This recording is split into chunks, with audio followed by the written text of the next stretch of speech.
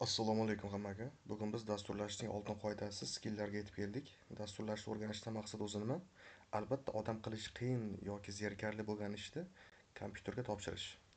Tasavvur qiling, sizda 500 ta mahsulot bor va har birining narxi 5% ga oshirish kerak. Buni qo'lda qilish uchun bir hafta vaqt ketadi. Force skill bilan esa bor yo'g'i 1 soniyamiz. Bugun biz mana shu tezlik ortida qanday mantiq turganini tahlil qilamiz. Force skill ichida 3 ta qism bor. Ko'pchilik buni yodlaydi, lekin tushunmaydi. Keling, har bir qadamni ko'rib chiqamiz. Birinchisi, yozishda boshlaymiz.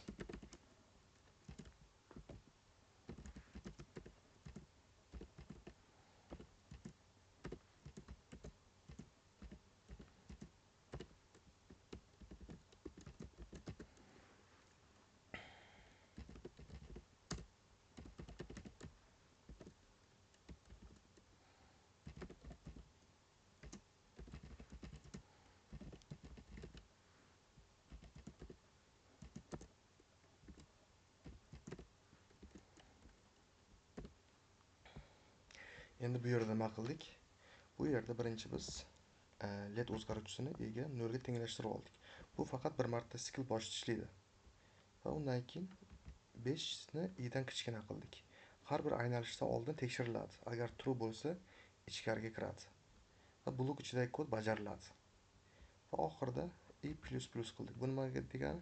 i++ bu blok tugagach i oshiriladi va yana 2 qadamga qaytaradi. Oshirilib 2 qadamga qaytaradi. Endi buni Google da chiqtisini ko'ramiz.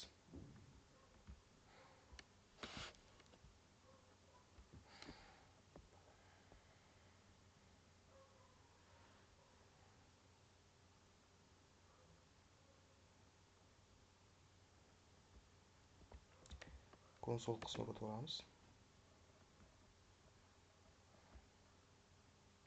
Ko'rganlaringdek 0 dan 4 gacha yozuv chiqdi. Bu yerda ishlatganimizdek 5 gacha bo'lishi kerak.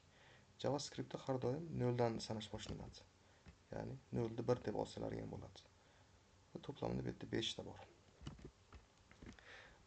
Agar shart doim true bo'lsa, masalan, o'ylanglar, bu yerda i katta yoki teng 0 ga. Bu infinite loop deyiladi va brauzerni qotiradi. Doim chiqish yo'lini exit condition, ya'ni aniq ko'rsatish kerak. Xuddi bu yerda ko'rsatganimizdek. Endi ikkinchi misolga o'tamiz. Masalan, hayotda ba'zan bitta o'lchamli qatorlar emas, balki jadvallar, ya'ni matrisalar bilan ishlashga to'g'ri keladi. Buning uchun bizga sikl ichidagi sikl kerak bo'ladi. Va buni ham misol bilan ko'rsatib beraman. Hozir bitta kara jadval yasaymiz.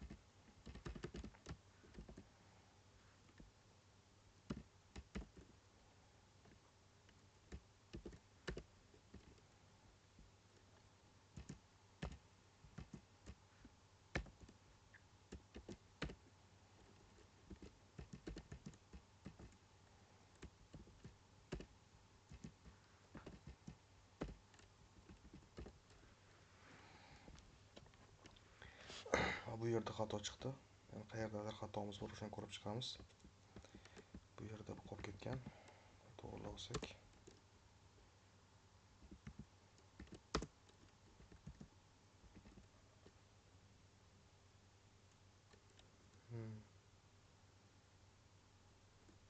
Hammasi bu yerda to'g'ri, i karra qo'yilgan. Boshda ko'rib chiqamiz.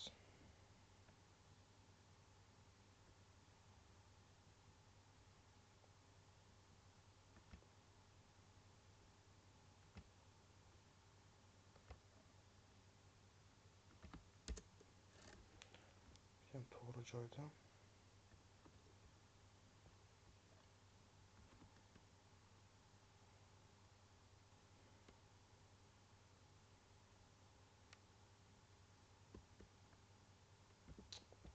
Bu yerda qolib ketgan ekan bitta. Endi kodimiz ishlaydi. Bu yerda nima qildik? Bu yerda tashqi sikl, ya'ni i bir qadam yursa, ichki sikl j, ichki sikl ko'rganlaringizga bu yerda j qilganmiz, tanitganmiz. J to'liq aylanib chiqadi. Bu algoritmik murakkablikda, masalan, dollar belgisi bilan qo'yganmiz. O'sha bitta formula bor, o'shanga aytiladi. Ya'ni ma'lumot ko'paysa, dastur ancha sekinlashadi. Shuning uchun ichki sikllarni ehtiyot bo'lib ishlatish kerak. Ko'rganlaringdek, ikkita qator yozdik, birdan xato chiqdi. Endi buni ham ko'rib chiqamiz va ko'rganlaringdek kara jadval chiqdi.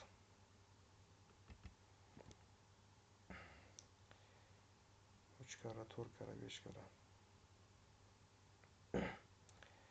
9 karagacha kara jadvalimiz chiqdi.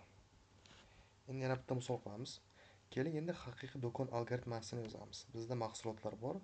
Biz faqat A harfi bilan boshlanadigan va narxi 50 dan arzon bo'lganlarini topishimiz kerak bo'lsin. Bularni o'chirib tashlayman. Masalan, bu kichik loyiha desak ham bo'ladi bu.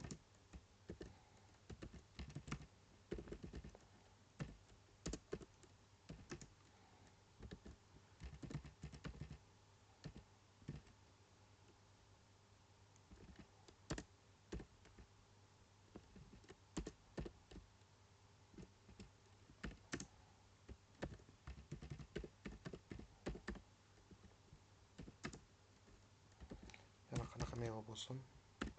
Avokado bo'lsin.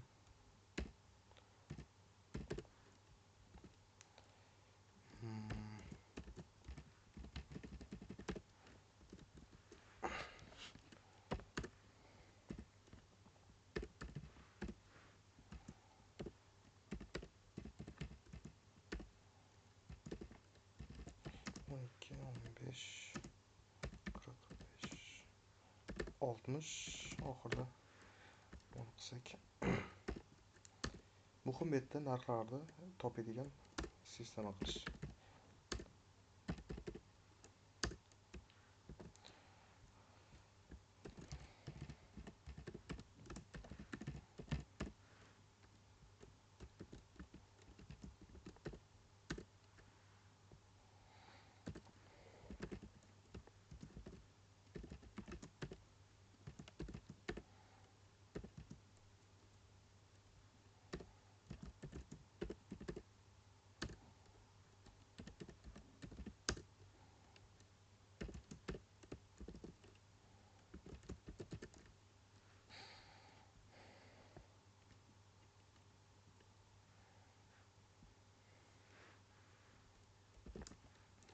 Endi pastga if ochib olamiz. Ifda nima bo'lsin? Ism A bilan boshlansin va narxi 50 dan kichik bo'lsin. Ya'ni shularni filtrlasin. Shuni yozib chiqamiz kodini. Qo'yamiz. Start wizga A harfini beramiz, katta harfdan. Va bu yerda narxlarni ham kiritamiz. O'zgaruvchimiz bor, prex degan. Precis uyni ichiga olamiz. Kichik 50 dan deb qo'yamiz. Va konsolda chiqish uchun konsolga o'xshatamiz.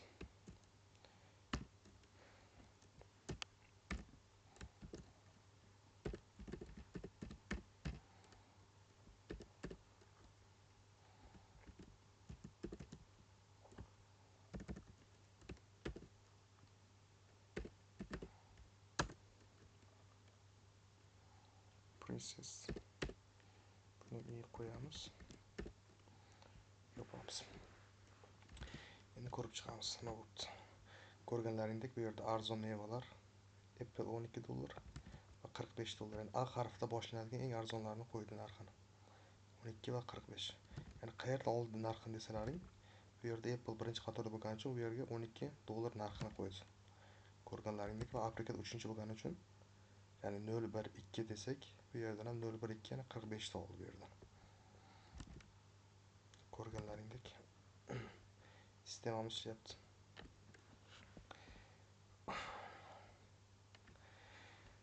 Endi boshqa rangga o'tamiz. Ba'zida bizga sikl shunchaki aylantirish emas, balki aqlli boshqarish kerak bo'ladi. Masalan, uning uchun sometime, ya'ni bu qadam tashlab ketish yoki break, butunlay to'xtatish. Shunga o'xshagan kodlar ishlatamiz. Ulardan misol bilan ko'rsatib o'taman. Masalan, yana bitta for ochib olamiz bu yerga. Bu safar birdan boshlansin. Kichik yoki teng.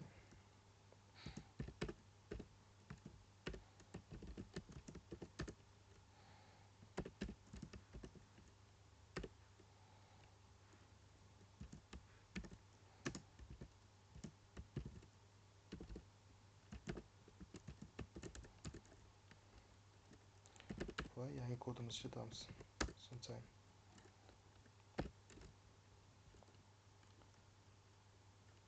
Yani bu yerda nima ishlatadi? 90 bo'lsa, pastdagi kodni bajarmay keyingi i ga o'tib ketadi. Ya'ni keyingi i o'zgarishimizga o'tib ketadi. Buning vazifasi shu bo'ladi. Bu kodimizda console log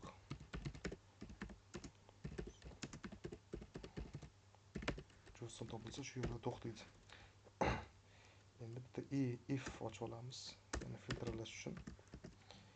Aytaylik i 8 bo'lsin masalan va console log bu yerda 7 yozuv chiqsin. Bu yerda break ishlatamiz, ya'ni to'xtatamiz. Yani nimaga 8 ni topgach siklni butunlay yopamiz. Bu yerda kodimiz to'xtaydi. Ko'rib chiqamiz. Ko'rganlaringdek Juston 4 ta. 4 soni topiladi va limitga yetdik deb chiqadi javob. Sistemamiz oz ko'p ishlayapti. Ko'rganlaringdek bu yerdan Juston topyapti, yozuv chiqyapti, oxirida limitga yetdik deyapti. Kichik xulosa qilamiz. Bugun biz kompyuterning eng katta kuchi, ya'ni takrorlanishni jilovlashni o'rgandik. For sikli har qanday murakkab dasturning asosi hisoblanadi. Yani juda ko'p loyihalar, boshqa narsaga algoritm uchun ishlatsak zo'r bo'ladi. Bu dars shu yergacha edi. Keyingi darsimizda sikllarning yana bir turi, while, do while haqida gaplashamiz. Ular qachon fordan yaxshiroq ekanligini bilib olasizlar. Boshdan nima bilan boshladik? If else bilan boshladik. Undan keyin switch case ko'rdik. Bu safar for'ni ko'rdik. Bunaqalar ketaveradi algoritmalar. Hammaga rahmat. Keyingi darsda ko'rishguncha xayr.